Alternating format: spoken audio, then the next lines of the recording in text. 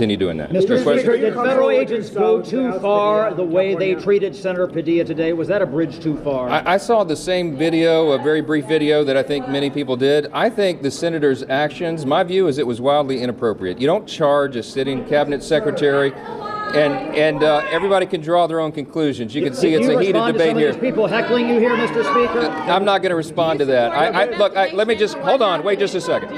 I think the American people can draw their own conclusions. They saw a senator acting like wildly inappropriate. I'll leave it at that. But what about the way he was treated by those agents? What I saw was agents asking him to quieten down so that the secretary could continue her press conference. He refused to do so.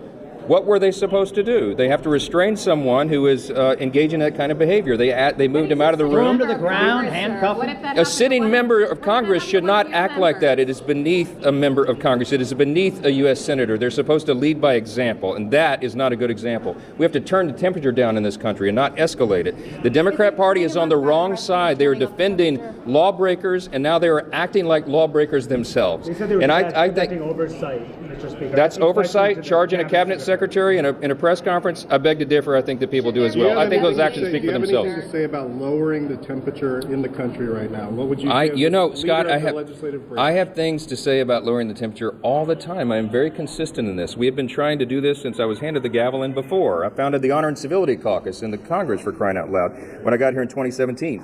I think that we should act according to our offices. We have a duty and a responsibility to set a tone, an example in our actions, and I encourage every member of this body to do it in the House and Senate. We have to turn the temperature down. We need to be on the side of the rule of law. We need to be on the side of law and order. We need to be on the side of calm and not chaos. And when members go into these settings and act this way, that when they push law enforcement agents around, when they storm cabinet secretaries in a press conference, I think it is wildly inappropriate behavior, and I think it sets a terrible message and tone for the rest of the country. Will there be an investigation? Will there be a House investigation? This is a Senate side issue, but I certainly hope that behavior is not repeated over here. We already. Constitutional officer for this branch of I am. This Yes. affects all members, whether they be in the House or Senate. You're the Speaker of the House. Yes. The constitutional officer of this branch. Yeah, and what of it? I mean, the idea that you said this is a Senate issue. This isn't. I mean, these are members of Congress.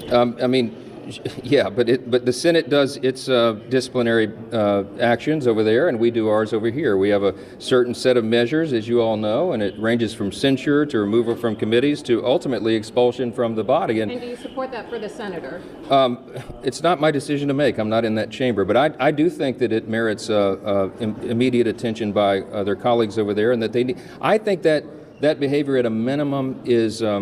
It rises to the level of a censure. I think there needs to be a message sent by the body as a whole that is not what we are going to do. That's not how we're going to act. We're not going to have branches fighting physically and having senators charging cabinet secretaries. We got to do better, and I hope that we will.